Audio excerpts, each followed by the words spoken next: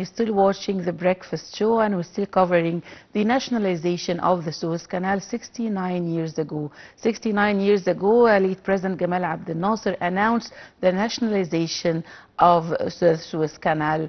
The Suez Canal is an amazing and great canal, and it's connecting the Red Sea and the Mediterranean Sea. And to shed more light on this topic, we are delighted to have with us over the phone Dr. Marian Jurgis. She's writer and journalist. Good morning, Dr. Marian. Good morning to you and your dear viewers. Thank you very much for joining us today on Nile TV International. Thank you. My honor. Dr. Marian, I would like you to tell me more about the origin of the Suez Canal and whose idea was this idea. Yes, when we are talking about the Suez Canal, we have to look from the historic point of view and from the economic point of view. Of course, the owner of the idea was Ferdinand de Lesseps, and since more than 1856, and he was proposed the idea to the Egyptian state. As you know, it required massive labor by force for nominal pay, and many of our grandfathers have died working on this canal. They was just using picks and shovels to dig. And maybe since Ismail Pasha abruptly banned the forced labor in 1863, so they changed the strategy using custom-made and coal-powered shovels. I think the Suez Canal was one of one of the achievements to the humanity that Ismail Pasha offered to the humanity, but due to its strategic location and due to its economic impact and the reduced time. Before the Suez Canal, ships used the long way around Africa in order to deliver their goods. But after the Suez Canal, the time was severely reduced and the costs of shipping was lessened, and also, of course, the time was reduced. The transient time of the goods was reduced. Let me tell you also about the Nasser decision. Since 69 years, it was partly driven by the desire to find a swan dam and assert the Egyptian control over a very vital waterway, which is the Suez Canal. And the nationalization led to a military conflict. We all know that was launched as a joint attack on Egypt from Britain, France, and Israel, as they were losing their interest and influence in the region. Dr. Marian, how crucial was that decision at that time for the Egyptian society? Yes, I think it was very crucial at that time. Many people saying that after 99 years, the contract was already to come to an end. But actually, this is not the truth. We have heard in 1910, the French or the British company proposed a secret deal to Boutros Ghali Pasha in order to extend the contract to the more 40 extra years, which means that will end in 2008. So I think as much as the cost was very high due to the British and the French and Israeli attacks on Egypt in 1956, but it was very important decision from Abdel Nasser to nationalize the company as one of, and recognize it as one of the Egyptian companies related and owned and administrated by the Egyptian administration. Maybe otherwise, till our moment, it would have never been an Egyptian company till now. And what was the results of the nationalization of the Suez Canal, Dr. Marian? Of course, we know from the history how much maybe it was very vigorous, the military conflict that was launched on Egypt from this joint attack on 1956. As I told you, they were losing their interests, and we can know how the decision was important from this vigorous or from this aggressive military attack. As you know, the Suez Canal, from its strategic location and from its economic impact, we know it's the shortest maritime from Europe to Asia. And prior to in construction, as I told you, they had to embark a very long journey around the Cape of Good Hope. Also, it's not a new idea. It may be, if we go back in the history, and we searched the history well, we will find that the idea was not new from Ferdinand de Lesseps, but maybe the Egyptian pharaoh, the third, had built a very an early canal that was connecting the Red Sea and the Nile River, 1850 before Christ. Yeah, also, Napoleon Bonaparte considered building it on 1798, but he was forced with refusal, and he was faced with very refusal from all the British and the French Empire at that time. As they said to him that he will fail to build this canal due to geographic issues, as the Red Sea is 30 feet higher than the Mediterranean Sea. And even in 1854, when the former diplomat de Lesseps negotiated an agreement to form the Suez Canal, many British statesmen considered its construction political scheme designed to undermine the dominance of global shipping.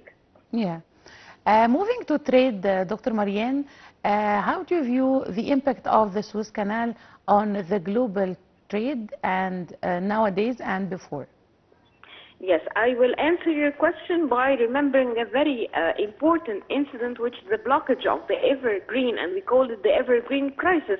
I cannot forget a very important article that was written in the Forbes entitled in 2024, entitled The Suez Canal Lesson Learned. They were discussing the impact on the economy and on the global supply chains after the Evergreen crisis, saying that if this continued to happen, this will cause many problems in the global supply chains, and the bottlenecks could occur again if one incident will happen like the Evergreen crisis. I think when the Evergreen was blocked in the Suez Canal, as much as the Egyptian state showed its efficacy and its efficiency to solve this crisis, it showed the whole world the impact of the Suez Canal on the global economy and how much it will affect the supply chain, as I am saying to you about the Forbes article, which was targeted to the European industries, saying that we have to forecast vision and find alternative routes to the Suez Canal in case it happened any blockage or any crisis like the Suez Canal, like what happened in 2021 when the Evergreen was blocked in the Suez Canal. And Tesla was one of the first companies to report supply bottlenecks leading to an eruption in the production in the plants in Germany, and there was a very huge pressure on the supply chain, and of course even the prices of transport was skyrocketing. Yeah, Dr. Marianne, back to history. Tell me more about Gamal Abdel Nasser's speech that day on the 26th of July.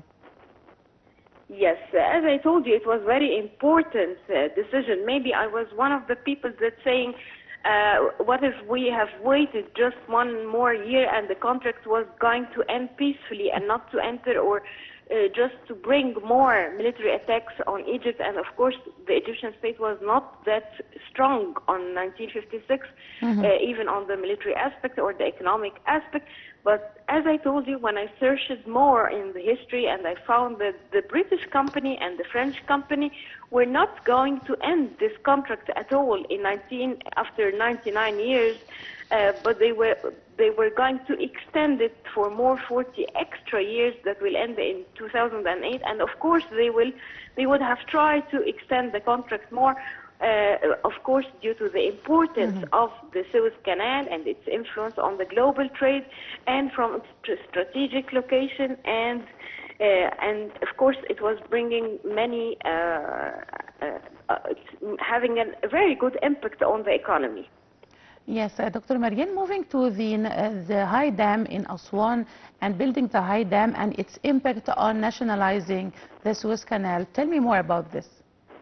Yes, as I told you, Gamal Abdel Nasser in that time was searching for funds to build the high dam. And of course, the high dam was one of the mega projects for the Egyptian state since that time.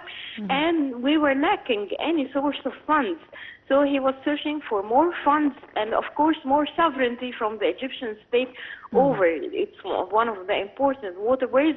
But also it was one of the sources of the funds to build the high dam and to bring more prosperity to the Egyptian state, and Of course, the electricity, and you know what's the impact of Aswan Dam and the high dam to the electricity of Egypt, and to generate more electricity and bring more prosperity to the Egyptian state.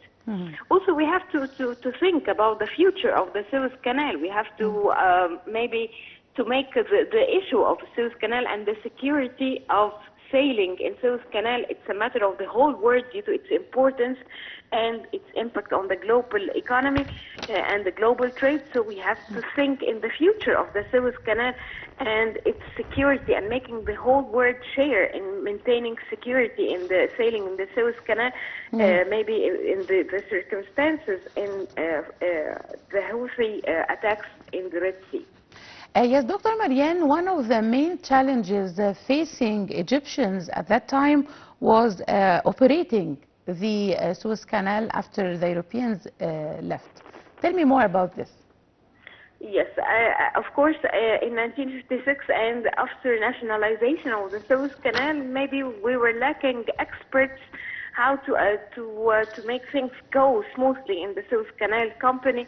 But I do trust in the Egyptian character, and I do trust that we have many expertise that can do this. And of course, we have seen since that time, and maybe to 2015, when President Abdel Fattah al-Sisi opened the second channel, or Suez Canal, the second, we have seen that the authority of the Suez Canal was very, very professional in administrating and in just organizing all the Suez Canal, and how we are talking now, maybe after 69 years, we are talking now about the economic zone, not only about the Suez Canal.